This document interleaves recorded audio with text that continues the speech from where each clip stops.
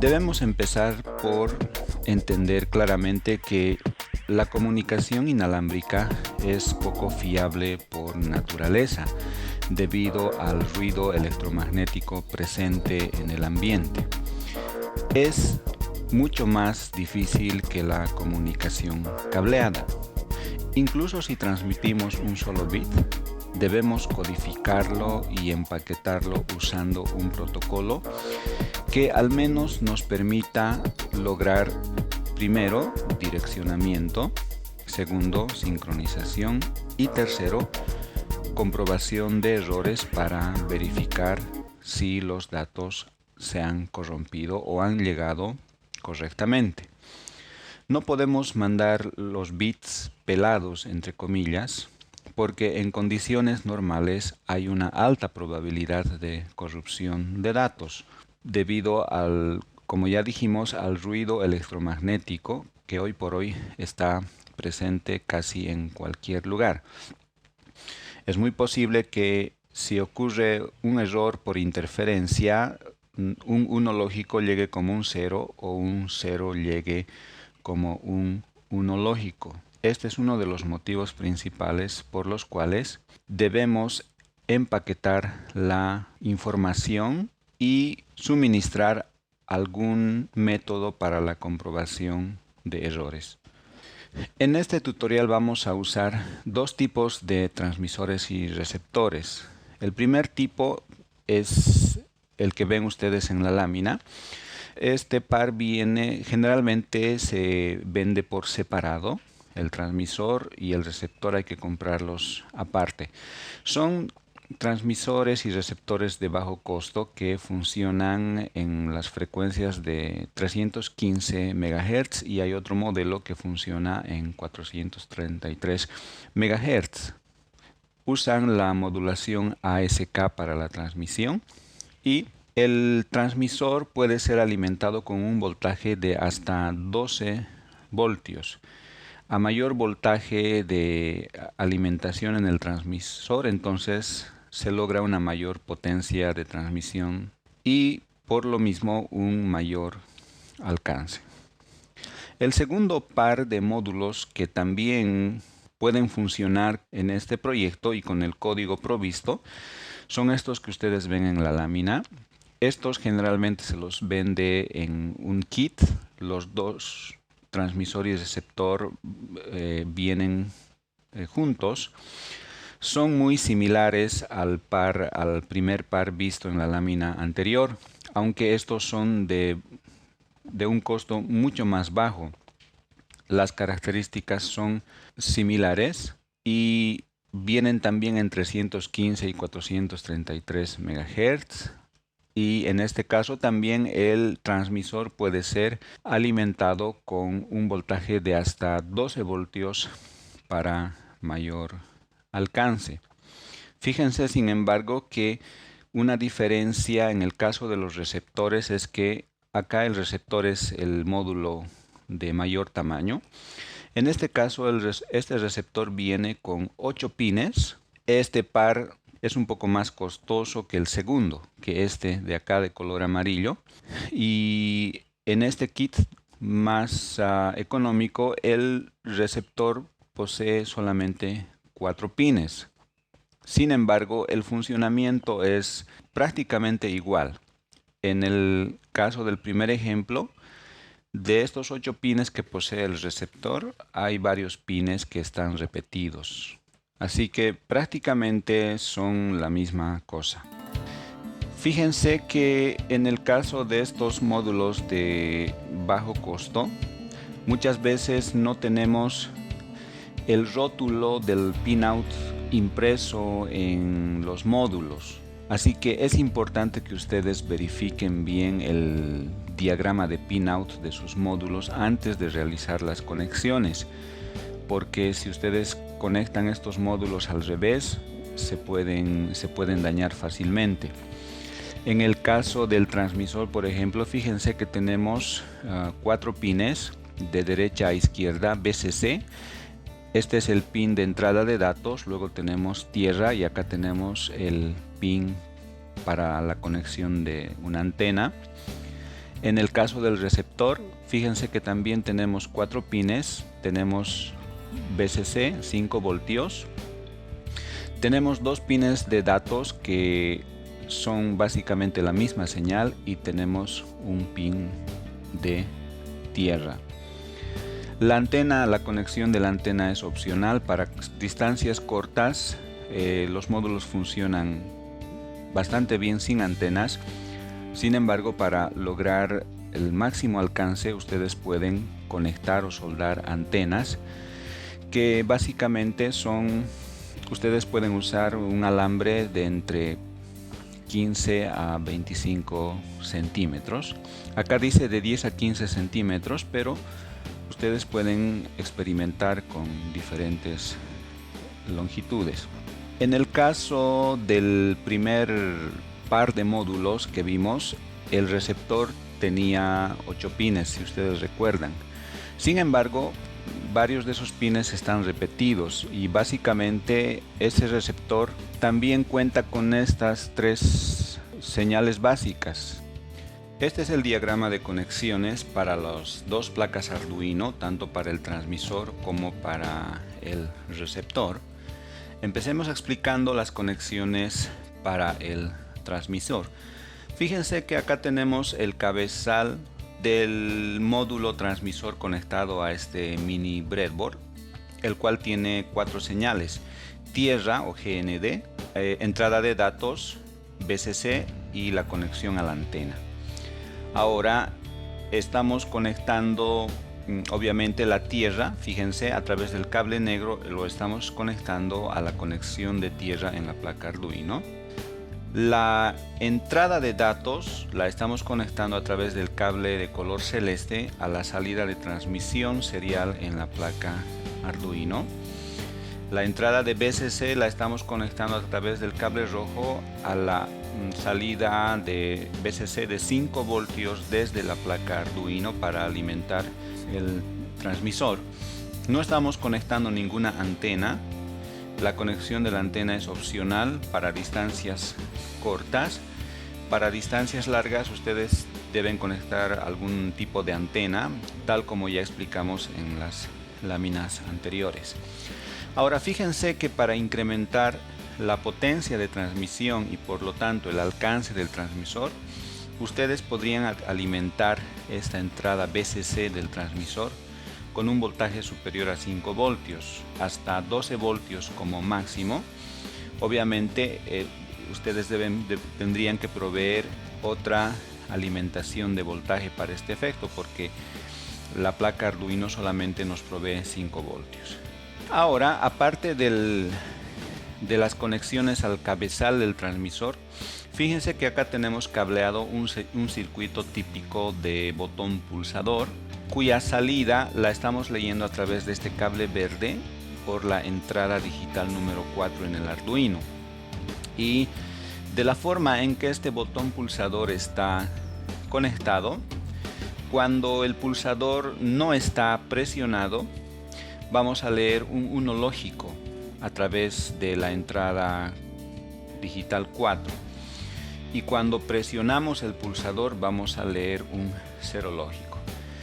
Vamos a usar este botón pulsador para simular la salida de un sensor digital, y es este dato, el dato proveniente de este sensor digital simulado, el que vamos a enviar a través de la conexión inalámbrica. En este lado tenemos el circuito del receptor, que es un poquito más complejo que el del transmisor. Fíjense que acá estamos ejemplificando la conexión del módulo receptor, que tiene 8 pines de conexión. Pero recuerden que habíamos dicho que la mayoría de esos pines son repetidos, así que fíjense que las señales efectivas que este receptor tiene son en realidad antena, tierra, VCC y datos, ¿sí? Así que si ustedes usan el receptor de 4 pines, van a tener las mismas señales y deben hacer simplemente una conexión equivalente, tal cual están cableadas en este circuito. Obviamente Los tres pines GND en este receptor, fíjense, están conectados a través del cable negro a la tierra GND de la placa Arduino. Los dos pines de entrada BCC en este receptor están conectados a través del cable rojo a la salida de voltaje de 5 voltios en la placa Arduino para alimentar este receptor. Y tenemos la salida de datos. Fíjense, tenemos dos salidas de datos en este receptor. Ustedes pueden usar cualquiera de las dos.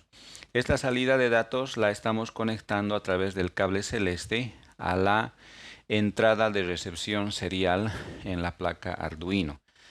Aparte del módulo receptor, tenemos conectados dos circuitos para LED, los cuales están siendo alimentados desde las salidas 4 y 8 de la placa Arduino. Son dos circuitos típicos de LED. El LED verde lo vamos a usar simplemente para visualizar la recepción de las tramas que se envían a través de la conexión inalámbrica. Así que la conexión de este LED es prácticamente opcional. Sin embargo, el LED rojo sí lo tenemos que conectar porque vamos a usar este LED rojo conectado a la salida número 4 para simular nuestro actuador digital. Lo que vamos a hacer entonces, en resumen, es vamos a activar y desactivar este LED remotamente usando el pulsador en el transmisor. Ustedes van a poder descargar estos diagramas y el código de este ejemplo desde nuestro sitio web. Si ustedes implementan este proyecto, les aconsejo realizar primeramente una prueba preliminar sin los módulos de radiofrecuencia. Armen el circuito, graben el código en los dos Arduinos y primeramente eliminen los módulos transmisor y receptor y hagan una conexión cableada directa para comprobar que la comunicación serial funciona correctamente sin la comunicación inalámbrica. Esto es muy recomendable. Si ustedes arman todo el circuito de una vez y algo no funciona, ustedes no van a saber dónde está la falla. Primeramente, eliminen el componente de radiofrecuencia y hagan una prueba con comunicación cableada. Posteriormente, si ustedes verifican que la comunicación cableada funciona perfectamente, entonces ustedes recién pueden insertar los módulos. Este es el diagrama de conexiones para la prueba preliminar sin los módulos de radiofrecuencia. Lo único que deben hacer es, fíjense, conectar la salida de transmisión serial del Arduino transmisor mediante un cable a la entrada de recepción serial en el Arduino receptor. Y por supuesto también deben conectar las tierras de ambas placas, tal como se ve acá con el cable de color blanco, para completar el circuito. Esto les permitirá a ustedes probar primeramente el funcionamiento del código en ambos Arduinos y si la comunicación funciona correctamente a través de esta conexión cableada, entonces ustedes podrán probar la comunicación inalámbrica, incluyendo los módulos en ambos circuitos, tal como mostramos en el diagrama anterior. El sistema usa el puerto serial UART para la interfaz con los módulos transmisor y receptor. Se usa también la librería serial de Arduino para el envío y la recepción de datos mediante el puerto serial. Y los datos se transmiten en paquetes o tramas de un protocolo muy simple. Ahora, este ejemplo es meramente didáctico, pues el protocolo no es de diseño profesional ni mucho menos, pero puede usarse para aplicaciones sencillas. En todo caso, el objetivo principal de este tutorial es explicar el funcionamiento y el diseño de los protocolos para comunicación inalámbrica a través de la observación de un protocolo muy simple y cómo enviamos y recibimos datos a través del envío y la recepción de paquetes o tramas en dicho protocolo. Para este ejemplo estamos usando un sensor digital en el nodo transmisor y un actuador digital en el nodo receptor, simulados ambos por un switch y un LED. El ejemplo envía 8 bits de información, de los cuales solamente un bit se está usando con un sensor digital o con el switch, en todo caso simulando el sensor digital en el Arduino transmisor. Sin embargo, con ligeras modificaciones ustedes pueden enviar lecturas de más entradas digitales y análogas en el Arduino transmisor y también controlar una mayor cantidad de salidas digitales y análogas en el Arduino receptor. También es posible enviar cualquier otro tipo de datos, como por ejemplo cadenas de caracteres. En la imagen de video ustedes pueden ver que ya tengo el ejemplo armado y funcionando. Sin embargo, noten ustedes que para el transmisor estoy usando una placa Arduino Uno que ustedes ven en el fondo de la imagen. Acá tengo los dos módulos transmisores, tanto del kit que cuesta un poco más caro como del kit de bajo costo. Pero para el nodo receptor, fíjense que yo estoy usando en este caso un Arduino armado en breadboard. Esto aprovechando el circuito de un tutorial anterior que titula Arduino simple y de bajo costo breadboard Arduino. Ustedes, si buscan en nuestro sitio web, van a encontrar ese tutorial en el cual explicamos cómo armar un Arduino básico en un breadboard. Entonces noten ustedes que el microcontrolador que se ve acá en la imagen es un microcontrolador Atmega 328 que tiene cargado el bootloader de Arduino. Entonces, este circuito que ustedes ven acá en el breadboard que está más adelante en la imagen es un Arduino tal cual, solo que está armado en breadboard. Así que es exactamente el mismo circuito que vemos acá en el diagrama de conexiones, ¿sí? Si ustedes usan dos placas Arduino Uno, entonces van a tener el mismo resultado. Ahora fíjense ustedes que en el breadboard Arduino entonces tengo cableados también los dos receptores. A la izquierda está el receptor del kit que cuesta un poco más caro, y a la derecha tengo cableado el receptor del kit de bajo costo. Ustedes van a ver en la demostración que ambos kits funcionan de la misma manera. Ahora fíjense que en el Arduino transmisor tengo también acá ya conectado el botón pulsador, el cual lo vamos a usar para simular el sensor. Y en el Arduino receptor tenemos acá el LED de actividad que simplemente muestra cuando una trama ha sido recibida. Cada vez que el LED se prende, significa que ha recibido una trama, y cada vez que el LED se apaga, significa que ha recibido otra trama. Y el LED de color rojo es el LED que estamos usando para simular el actuador remoto, el cual va a ser controlado entonces por el botón pulsador en el transmisor. Ahora, de la forma en que tengo cableado el botón pulsador, cuando el botón no está pulsado, está mandando un 1 lógico. Es así que ustedes ven al actuador encendido. Cuando pulsamos el botón pulsador, entonces el LED debe apagarse. Vamos a probar. Fíjense, pulsamos el botón y el LED se apaga con el primer paquete que recibe después de de que hemos pulsado el botón. Soltamos, el LED se prende, pulsamos, se apaga, soltamos, el LED se prende. Ahora, en este momento yo estoy usando el par del kit de bajo costo. Acá tengo el transmisor de bajo costo y acá tengo el receptor de bajo costo. Fíjense que si cruzamos los kits funciona de igual manera. Voy a cambiar, fíjense, en el Arduino transmisor voy a cambiarme del transmisor de bajo costo al transmisor que cuesta un poco más caro.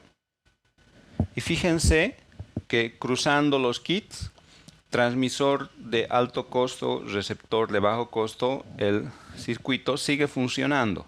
Pulsamos el botón, se apaga, soltamos, se prende. Así que básicamente, como ya dijimos, estos dos kits prácticamente funcionan de la misma manera. Ahora voy a cambiar el receptor. Este cable naranja que ustedes ven es la salida del receptor y voy a cambiarme en este caso del receptor de bajo costo al receptor del kit que cuesta un poco más caro. Y fíjense que el circuito sigue funcionando de igual manera. Pulsamos el botón, el LED se apaga, soltamos el botón, el LED se enciende. Entonces, como habíamos dicho, cada vez que el LED se prende es que ha recibido una trama completa sin errores y cada vez que se apaga ha recibido otra trama completa sin errores. Es así que cuando pulsamos el botón pulsador, el actuador modifica su estado con la primera trama recibida y cuando soltamos el botón pulsador, lo propio. Ahora, nosotros estamos enviando en este ejemplo tramas desde el nodo transmisor cada 250 milisegundos. Es así que el LED se prende y se apaga aproximadamente cada 250 milisegundos también. Y por supuesto, obviamente, si ustedes separan físicamente ambos circuitos a una mayor distancia, el sistema va a funcionar perfectamente. En este caso tenemos ambos circuitos juntos porque tenemos que mostrarlos así en el video, pero no tenemos ninguna conexión cableada entre ambos circuitos, sino que la transmisión de los datos la estamos realizando de forma inalámbrica desde el Arduino transmisor hasta el Arduino receptor. Vamos a explicar ahora cómo está implementado nuestro protocolo de comunicación. En este ejemplo, entonces, los datos se transmiten en tramas o paquetes de un protocolo muy simple, cuya estructura ustedes ven en el gráfico.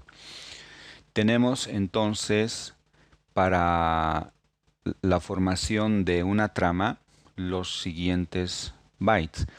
Tenemos primeramente un byte llamado de sincronía, que es el primer byte de la trama enviada. Tenemos a continuación un byte de inicio. Tenemos luego el byte de dirección del nodo receptor. Luego tenemos el byte de datos y por último tenemos un byte de checksum. A continuación vamos a explicar con más detalle en qué consisten cada uno de estos bytes o cada una de estas partes de la trama. Este ejemplo muestra la idea fundamental, obviamente muy simplificada, usada en casi todos los protocolos de comunicación, como por ejemplo TCP/IP, Ethernet, Wi-Fi, Bluetooth, Zigbee, etc., en los cuales la transmisión de datos se las realiza siempre en tramas o paquetes que contienen no solamente los datos que a nosotros nos interesan, sino que contienen también los llamados metadatos o datos adicionales que no están directamente relacionados con nuestra aplicación de control o monitoreo, por ejemplo, pero que forman parte del protocolo y que están pensados para lograr justamente esa comunicación inalámbrica confiable que necesitamos. ¿En qué consiste entonces el primer byte llamado byte de sincronía? Este byte es básicamente usado para ajustar la sincronización y la ganancia en el receptor. Fíjense que acá tenemos el byte de sincronía y si cuando recibamos este byte en el nodo receptor va a ser típicamente sería el primer byte recibido que posiblemente se va a almacenar en la primera celda de memoria en el buffer, ¿sí? Entonces en el índice 0 tenemos almacenado el byte de sincronía en el buffer de recepción. El valor de este byte de sincronía en este caso es AA en hexadecimal, que en binario sería, fíjense, 10 10 10 10. Típicamente se usa este valor para byte de sincronía debido a que nos describe una onda cuadrada, ¿sí? 10 10 10 10 es una onda cuadrada de forma bastante regular, muy apropiada para la sincronización, por eso se la usa en este caso como byte de sincronía. Entonces, en el caso específico de los receptores que estamos usando para este tutorial, ante la ausencia de señal, estos receptores tienden a subir la ganancia de entrada en espera de captar alguna señal, por lo cual son muy susceptibles al ruido. Entonces, este byte de sincronía nos ayuda a ajustar esa ganancia de entrada para que el receptor pueda ajustar su ganancia y saber qué amplitud de señal corresponde a un 0 y qué amplitud de señal corresponde a un 1 lógico. El siguiente byte de la trama es el byte llamado delimitador de inicio, que en este caso sería el segundo byte almacenado en el buffer. Este delimitador de inicio es usado para indicar el comienzo de la trama y siempre se usa el mismo byte en cada trama, ¿sí? Es como un código numérico que nos indica que acá comienza, en realidad este es el verdadero comienzo de la trama, ¿sí? Los bytes de sincronía típicamente no forman parte de la trama, sino que la trama comienza con el delimitador de inicio. En este caso hemos elegido el número 7e, pero posiblemente podíamos haber elegido también cualquier otro valor.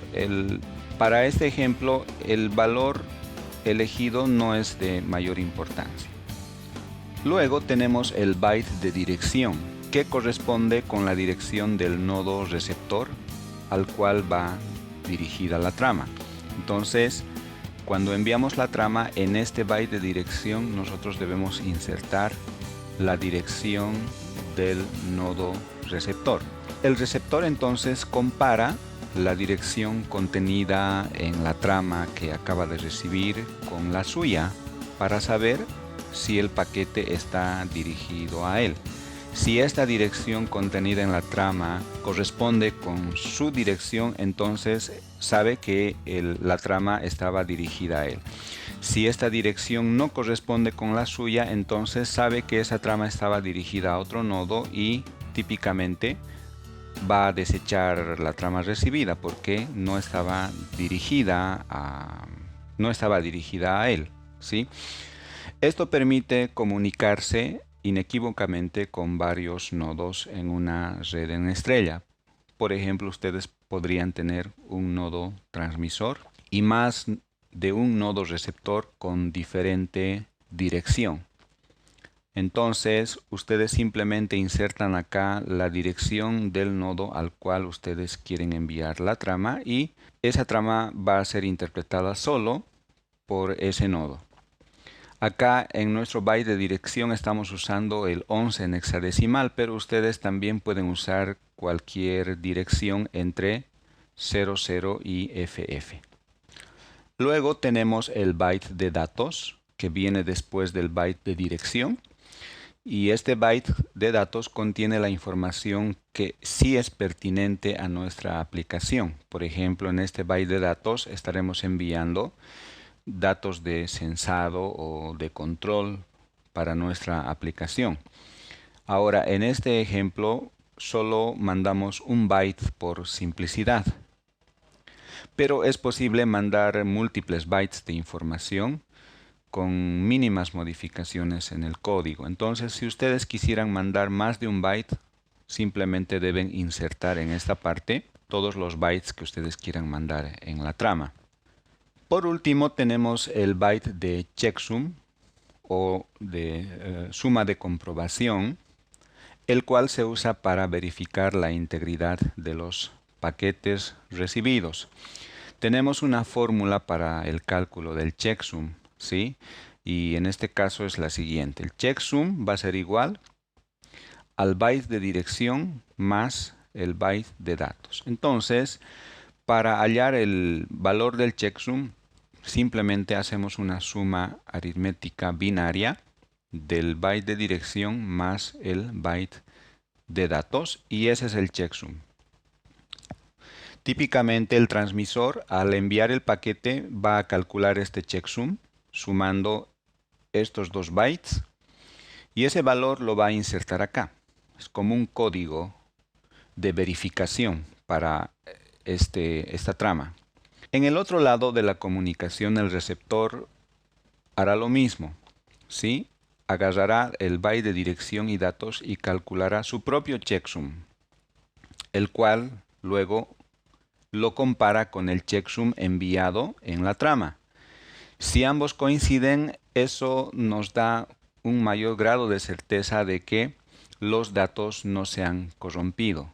Pero si el checksum calculado por el receptor es diferente al checksum enviado por el transmisor, entonces de esa manera el receptor sabe que ha ocurrido alguna corrupción en los datos de envío, ¿sí? Eso podría significar, por ejemplo, que alguno de estos bits se ha volcado a causa del ruido electromagnético, en cuyo caso entonces el receptor sabe que esos datos no son confiables y por consiguiente va a desechar la trama. En caso de que ustedes envíen múltiples bytes de datos, entonces el cálculo del checksum debe incluirlos a todos. En este caso, entonces el checksum será igual a la dirección más el byte 1, más el byte 2, más el byte 3, etc., sumando todos los bytes de datos que ustedes estén enviando. Ahora, fíjense que acá estamos usando un checksum de 8 bits. Tenemos un solo byte de checksum. Si esta suma les arroja un resultado cuyo número es un número mayor a 8 bits, entonces ustedes deben simplemente truncan el resultado. ¿Sí? Si después de realizar la suma les da un checksum de 13 bits, entonces ustedes deben truncar esos 13 bits a 8 bits y en este caso, los 5 bits que están de más, ustedes simplemente los desechan, ¿sí? Y así siempre vamos a obtener un checksum de 8 bits. Los algoritmos para la transmisión y recepción son muy simples. Si ustedes han entendido el formato de la trama que acabamos de explicar, no deberían tener ningún problema en entender cómo funciona la transmisión y la recepción de datos, lo cual va a estar mucho más claro una vez que ustedes descarguen el código y lo analicen con detalle. El código es muy simple y refleja básicamente toda la descripción que hemos hecho respecto a la conformación de las tramas.